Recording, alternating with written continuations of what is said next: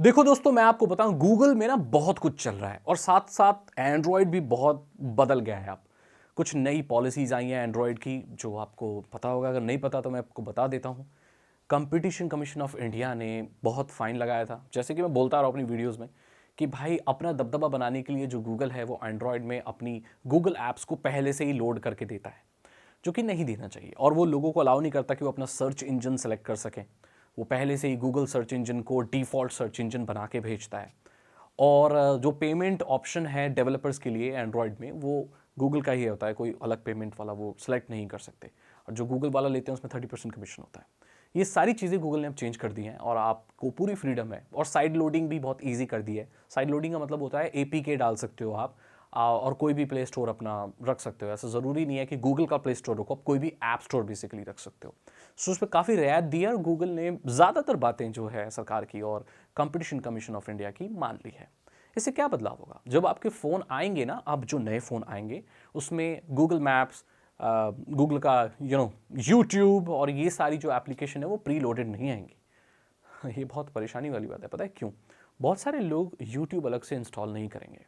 YouTube वो इसीलिए देखते हैं ताकि क्योंकि उनके फ़ोन में वो पहले से लोड होके आता है।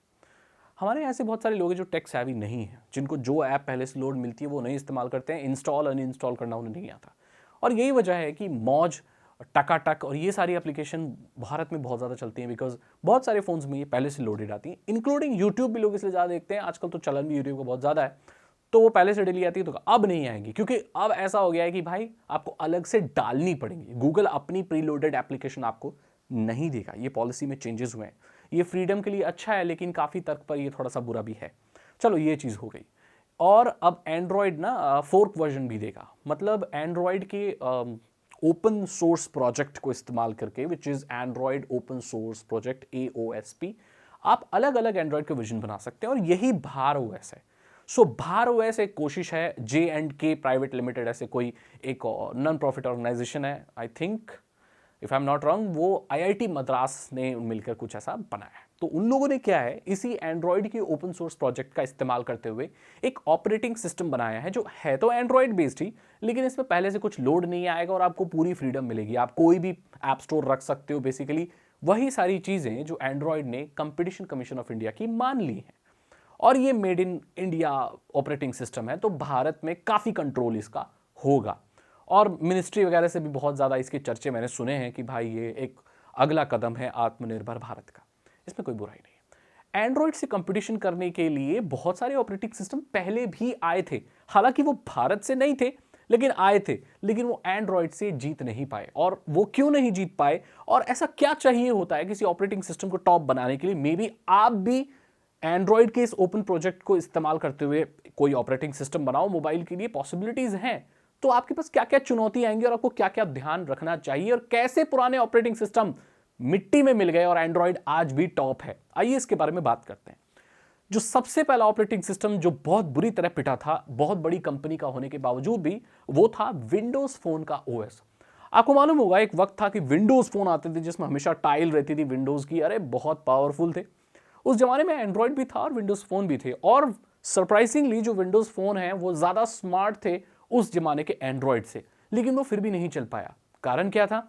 विंडोज अट्रैक्ट नहीं कर पाया बहुत सारे एप्लीकेशन डेवलपर्स को, और ज्यादातर जो एप्लीकेशन लोग ऑलरेडी इस्तेमाल कर रहे थे वो एप्लीकेशंस लोगों को विंडोज फोन में नहीं मिल रही थी। जो विंडोज का ऐप स्टोर था वहां पर इंस्टाग्राम और बहुत सारी जो ऐप है वो थी ही नहीं, और डेवलपर भी बहुत ज्यादा नहीं थे। तो जब ज्यादा एप्लीकेशंस अवेलेबल ही नहीं होंगी तो लोग उस फोन को क्यों इस्तेमाल करेंगे, उस पर क्यों टिके रहेंगे? जब विंडोज फोन डूबने लगा तो माइक्रोसॉफ्ट ने एक बहुत बड़ी चाल चली, नोकिया को खरीद लिया। उस जमाने में नोकिया के भी कोई बहुत अच्छे हालात नहीं थे। नोकिया उस दौर से गुजर रहा था जब लोग बटन वाले फोन से स्मार्ट एंड्रॉयड फोन्स में स्विच कर रहे थे। सो उसकी भी कोई अच्छी हालत नहीं थी। तो नोकिया भी डूब गया और विंडोज फोन भी बहुत बुरी तरह डूब गया, और वो अब पूरी तरीके से खत्म हो चुका है। कोई अपडेट नहीं, कोई ऐप नहीं, कुछ नहीं, तो वो भी फेल हो गया और एंड्रॉयड दिन पर दिन स्मार्ट होता चला गया। अगली कहानी साइनोजन मोड की। साइनोजन मोड आपको मालूम होगा, जब वन प्लस का वन फोन आया था, OnePlus 1 मतलब पहला OnePlus का जो फोन आया था वो एक्चुअली साइनोजन मोड से आया था। अब ये साइनोजन मोड जो भी है ये एक मोडेड एंड्रॉयड था, एंड्रॉयड पर ही बेस्ड था, लेकिन अगेन इसका वही कॉन्सेप्ट था कि फालतू ब्लोटवेयर, क्लीन इंटरफेस, फालतू ब्लोटवेयर नहीं मिलेंगे और क्लीन इंटरफेस मिलेगा, सब कुछ क्लीन मिलेगा, सब कुछ वैसे वो भी एंड्रॉयड के ओपन सोर्स प्रोजेक्ट पे बना हुआ था, बहुत ज़्यादा पॉपुलर हुआ। और माइक्रोमैक्स के जो YU करके जो सीरीज आती थी और लेनोवो का ZUK Z1 जो फोन आया था, ये सारे साइनोजन मोड के साथ आए थे। देखा जाए तो साइनोजन मोड अभी खत्म नहीं हुआ है, ये लीनिएज OS नाम के उससे चल रहा है। लेकिन अगर इसे आप अपने एंड्रॉयड में भी कस्टम रोम डालना चाहते हैं तो आपको बूट लोडर को अनलॉक करना पड़ेगा एंड देन आपको कस्टम रिकवरी डालनी पड़ेगी, देन आप इंस्टॉल कर सकते हैं लीनिएज OS। लेकिन ये हर किसी की बस की बात नहीं है और यही वजह बनी कि साइनोजन मोड जो कि अभी लीनिएज OS है वो ज़्यादातर लोग चलाते नहीं हैं और इसके पतन का कारण बन गया। अगला एक ऑपरेटिंग सिस्टम और था सेलफिश OS, ये भी लिनक्स बेस्ड ऑपरेटिंग सिस्टम था। 2013 के आसपास ये निकला था, लेकिन ये कुछ ज़्यादा कुछ कर नहीं पाया क्योंकि इसके लिए तो कोई प्रॉपर ऐप स्टोर ही नहीं बना था। लोग साइड लोडिंग कर रहे थे और वो सब कर रहे थे, तो वो चल नहीं पाया। एप्लीकेशन की सबसे बड़ी प्रॉब्लम होती है लोगों को अडेप्ट कराने की। अगर ये चैलेंज कोई फेस करके उसे फिर ओवरकम कर देना, तो मेरे हिसाब से एक अच्छा ऑपरेटिंग सिस्टम बनाया जा सकता है। और मैं यही आशा करता हूँ कि भार OS इस चीज़ को कर दे। अब भार OS को ऐसे तो डाल नहीं सकते, वो पहले से ही जो फ़ोन बन के आएंगे उनमें से ऑलरेडी डल के आएगा। अब कौन रिस्क लेना चाहेगा भार OS इस्तेमाल करने का अपने नए फ़ोन में? I have no idea, but यही करना होगा उसे। चलो, ये तो हमने बात की। अब हम अगले ऑपरेटिंग सिस्टम की बात करते हैं जिससे मैंने भी इस्तेमाल किया था। मैं बात करूँ सैम्बियन OS की। सैम्बियन OS नोकिया में ज़्यादा देखे जाते थे। जैसे सैम्बियन OS का सीरीज 40 निकला था, देन सीरीज 60 निकला था। ये आप कह सकते हो मोबाइल की दुनिया का पहला स्मार्ट ऑपरेटिंग सिस्टम था। इससे पहले जो ऑपरेटिंग सिस्टम आते थे ना, वो जावा के सीरीज 40 आते थे। जावा फोन्स में प्रॉब्लम ये थी कि उसमें बैकग्राउंड एप्लीकेशंस नहीं चला करती थी। जैसे जो एप्लीकेशन आप चला रहे हो जावा फोन, जिसमें ओपेरा मिनी चलाते थे, नोकिया के फोन नहीं आते थे कैमरा वाले नोकिया के फोन, जिसमें ओपेरा मिनी चलता था, नोकिया ब्राउजर, वो सब होता था। उसमें क्या था, जब तक एप्लीकेशन आप चला रहे हो तभी तक एक्टिव है। जैसे ही आपने लाल बटन दबाया, रेड दबाया, खत्म किया, तो एप्लीकेशन खत्म हो गई। लेकिन जो सैम्बियन OS था ना, इसमें बैकग्राउंड में एक्चुअली में एप्लीकेशन चल रही होती थी। इसको उस जमाने का स्मार्टफोन कहा जाता था, 2009, 10, 11, 12 का स्मार्टफोन, उस जमाने का सैम्बियन OS। ये फेल इसीलिए हो गया क्योंकि ये देखो बहुत अच्छा था, ये बटन फोन के लिए भी बना था, टच के लिए भी बना था। मुझे गलत मत समझना, मैं ये नहीं बोल रहा खराब है। सैम्बियन के जो फोन थे ना, नोकिया के N73 वगैरह, ये बटन के साथ भी थे और बहुत सारे फोन टच भी थे। लेकिन ये एंड्रॉयड की स्मार्टनेस को टैकल नहीं कर पाया क्योंकि एंड्रॉयड बहुत ओपन था, एप्लीकेशंस बहुत ज्यादा थी और नोकिया फोन को तो लोग वैसे ही डिच कर रहे थे। तो नोकिया के साथ साथ सैम्बियन OS भी खत्म हो गया, गिर गया, अब वो देखने को नहीं मिलता। लेकिन जो जावा फोन्स हैं वो अभी भी थोड़े बहुत देखने को मिलते हैं। अभी जो नॉर्मल चाइनीज फोन आते हैं या जो भी माइक्रोमैक्स के जो बहुत बजट वाले बटन फोन आते हैं, उसमें जावा एक एडिशनल फीचर के तौर पर मिलता है।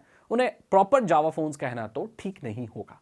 तो यहां पर कहानी खत्म हो गई नोकिया के साथ सैम्बियन OS की और अगेन एंड्रॉयड शाइन करता रहा। अब मैं बढ़ूंगा एक अलग ऑपरेटिंग सिस्टम जो उस वक्त का सबसे सिक्योर माना जाता था, ब्लैकबेरी। अब मालूम है, एक जमाने में जो प्रेसिडेंट था अमेरिका का, उसको सिर्फ ब्लैकबेरी फोन इस्तेमाल करने की ही इजाजत थी क्योंकि ब्लैकबेरी फोन को बहुत ज्यादा सिक्योर माना जाता था, इतना सिक्योर था। ये QWERTY कीपैड के फोन हुआ करते थे और ये ब्लैकबेरी OS के साथ आया करते थे ऑब्वियसली, और ये सिर्फ बिजनेस वाले लोग इस्तेमाल किया करते थे। तो प्रीमियम सेगमेंट में ये फोन कंसीडर किया जाता था। ये फेल हो गया बजट लोगों को अट्रैक्ट करने में क्योंकि स्मार्टफोन उस दुनिया में पहले आ ही रहे थे, नए नए लोग अडेप्ट ही कर रहे थे। अगर आपका फोन उस जमाने में 25,000 का है उस जमाने में, तो भाई कौन खरीदेगा? बड़े बड़े बिजनेसमैन खरीद सकते हैं स्टेटस दिखाने के लिए और काम भी करने के लिए, बिकॉज ईमेल वगैरह, प्रेजेंटेशन एंड स्लाइड शो चलते थे उसमें, जो कि उस जमाने की बिजनेसमैन के लिए एक रिक्वायरमेंट थी, एक जरूरत थी। लेकिन जो बजट लोग हैं उनको वो अट्रैक्ट नहीं कर पाया क्योंकि इनके फोन्स काफी महंगे आया करते थे। और एक वजह और थी ब्लैकबेरी के फेल होने की कि वो अपने QWERTY कीपैड को डिच नहीं कर रहे थे। ये देखते हुए भी कि दुनिया का एक सबसे महान आदमी ये बोल चुका था जब आईफोन 2007 में लॉन्च हुआ था कि ऐसा जरूरी नहीं है कि हर एप्लीकेशन को एक ही इंटरफेस चाहिए हो, इनपुट इंटरफेस चाहिए हो। इसीलिए तो एप्पल फोन जो आया था वो टच स्क्रीन के उसमें आया था। स्टीव जॉब्स ने क्यों टच स्क्रीन निकाली थी? अलग अलग एप्लीकेशन, अलग अलग इनपुट इंटरफेस, हर किसी के लिए QWERTY कीपैड नहीं चाहिए, राइट? सो ये चीज वो समझ नहीं पाया ब्लैकबेरी। तो ब्लैकबेरी ने लास्ट तक कोशिश की। ब्लैकबेरी ने क्या किया कि अपने ब्लैकबेरी OS को डिच कर दिया और वो एंड्रॉयड फोन बनाने लगी। लेकिन वो भी कुछ अच्छा कर नहीं पाए क्योंकि ऑलरेडी बहुत सारी कंपनियां एंड्रॉयड में महारत हासिल कर चुकी थी उस वक्त पे। और ब्लैकबेरी अभी कुछ दिनों में जाके कंप्लीटली फेल हो गया, कंप्लीटली बंद हो गया। सो ये इतने सारे ऑपरेटिंग सिस्टम आए, ये कोई चल ही नहीं पाया यार, वक्त के साथ सब धुंधले हो गए।